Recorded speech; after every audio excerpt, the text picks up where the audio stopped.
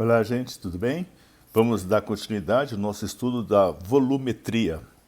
Só lembrando a vocês que a volumetria, então, é um cálculo estequiométrico que você faz com as substâncias que estão dissolvidas.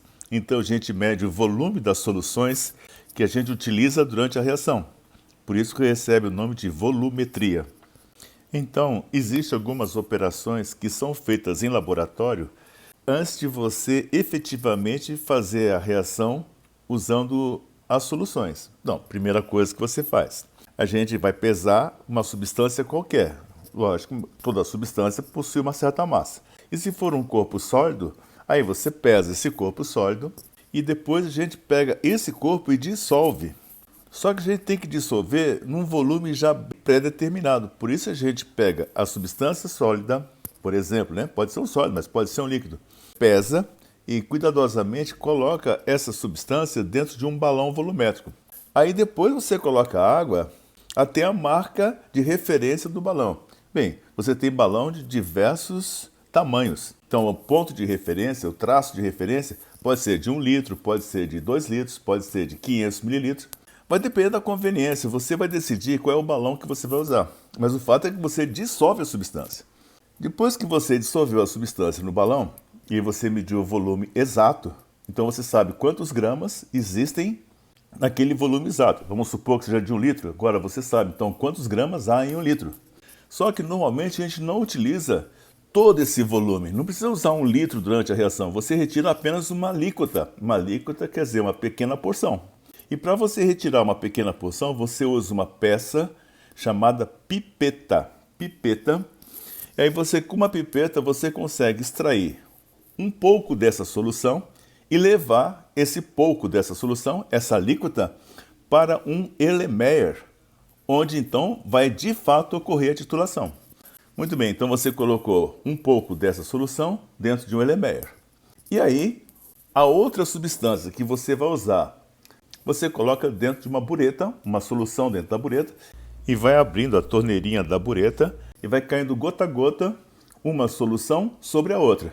Dentro de uma solução há uma substância, dentro da outra solução existe uma outra substância, e à medida que você vai deixando gotejar uma solução sobre a outra, vai ocorrendo a reação química até terminar a reação por completo.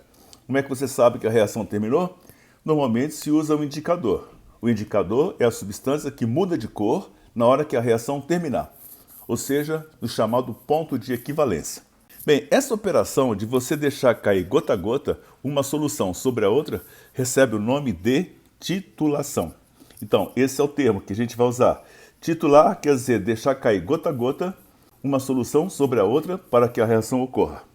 Após a reação terminar, você verifica quantos mililitros você gastou da bureta, daquela solução que estava na bureta, e começa a fazer os cálculos para você saber quanto realmente você tem daquela substância que você pesou.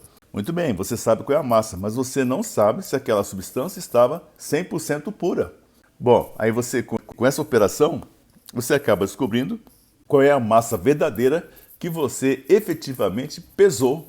E aí você pode fazer vários cálculos, saber qual é a porcentagem de pureza. Tem várias maneiras de você fazer perguntas sobre esse assunto. Vamos então examinar o seguinte exercício. Fala assim: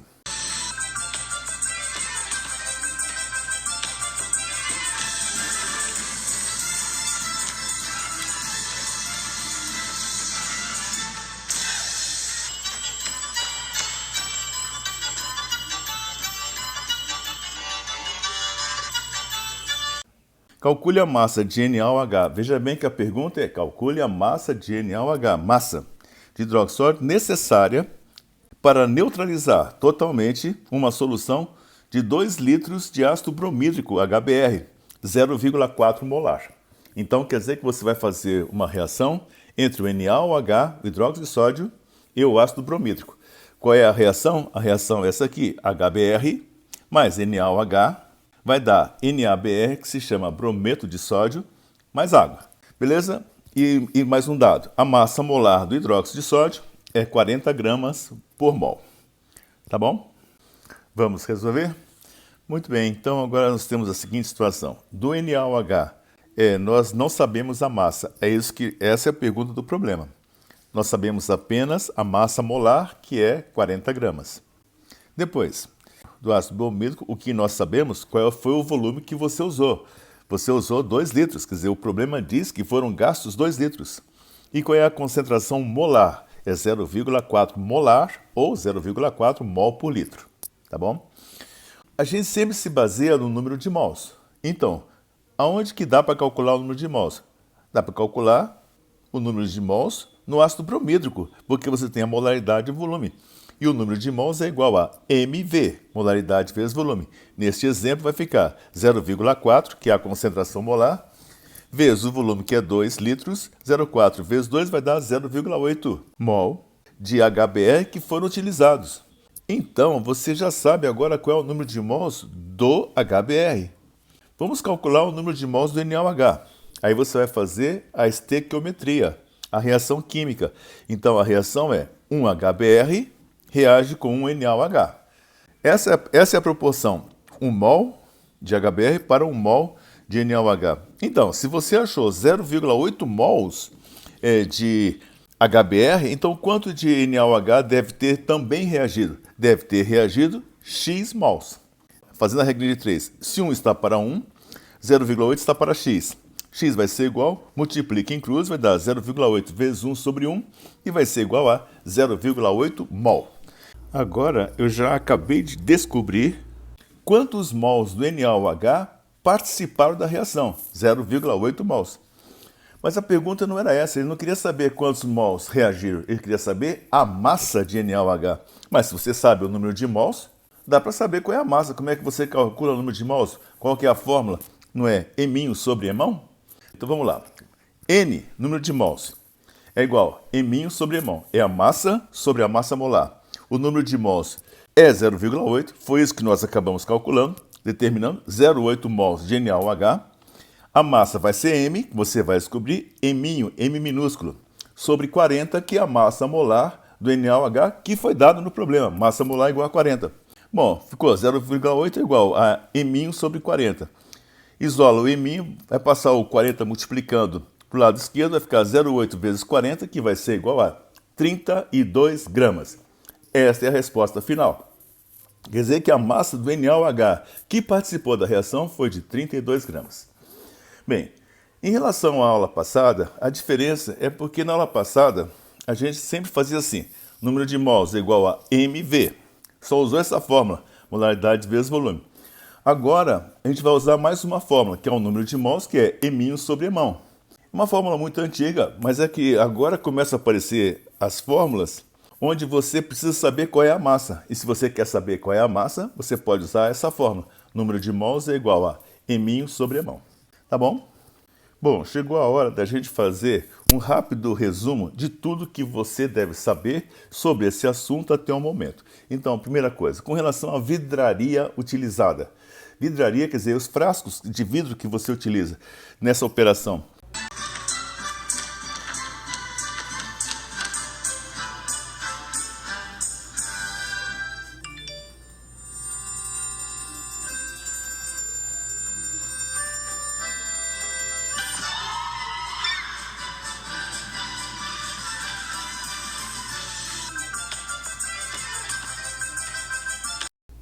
O primeiro frasco de vidro importante é a bureta.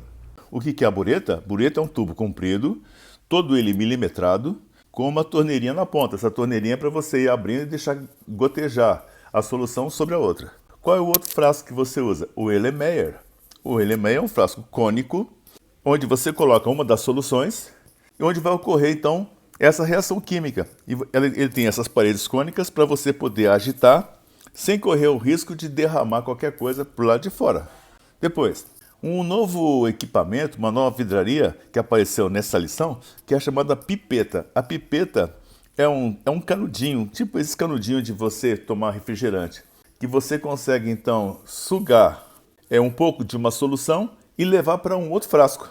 Só que quando você vai sugar, você não vai engolir essa solução, você vai aspirar até preencher o canudinho e aí você consegue cuidadosamente transferir para um outro frasco.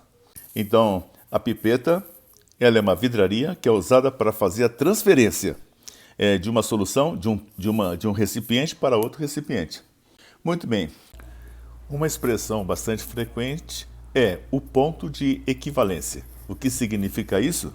É o ponto onde aquela operação, chamada titulação, terminou. Isto é, quando toda a estequiometria foi completada. Então, o ponto de equivalência é aquele momento onde você deve parar a operação, porque você atingiu já a quantidade exata que vai reagir. Chama-se ponto de equivalência.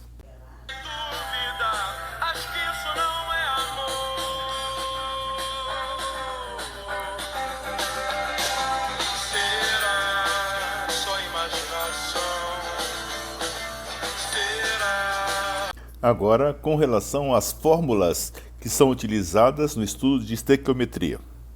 São duas fórmulas que a gente utiliza nesse estudo de volumetria. Primeiro, o número de mols. Se você tiver a concentração molar, você calcula assim, mV, molaridade vezes volume. E se você tiver a massa, ou deseja conhecer a massa, o número de mols é igual a M sobre mão. M é a massa da substância e o M maiúsculo é a massa molar da substância, que você pode calcular baseado nas massas atômicas encontradas numa tabela periódica. Tudo bem? Como é que você sabe a hora que a reação terminou? Bom, você utiliza uma substância chamada indicador, que muda de cor no ponto de equivalência. Quer dizer, quando a reação termina, ela deve mudar de cor. E aí você percebe que a reação terminou. Muito bem, agora vamos examinar uma nova palavra, a palavra alíquota. Alíquota é uma porção que você retirou de um frasco e levou para outro. A alíquota é uma pequena porção daquela solução. E, finalmente, a palavra titulação. A palavra titulação quer dizer o seguinte, é o nome que se dá para essa operação. É o nome que se dá para a reação que é realizada entre duas soluções, com o objetivo de determinar o título, ou seja, determinar a concentração, ou seja, determinar a massa da outra solução, da outra substância que está dissolvida. E, finalmente, quais são os indicadores mais usados nas reações de ácido e base? Um dos indicadores se chama fenolftaleína. Em meio ácido, ele é incolor. Em meio básico, ele é vermelho. Então, quando você está fazendo a reação, o meio vai mudar de ácido para básico ou de básico para ácido durante essa operação. E aí vai mudar de incolor do meio ácido para vermelho do meio básico. A outra substância, o outro indicador muito usado é chamado azul de bromotimol. Ele é amarelo em meio ácido e ele é azul em meio básico. Aprendendo as cores de mais um indicador, o alaranjado demetila.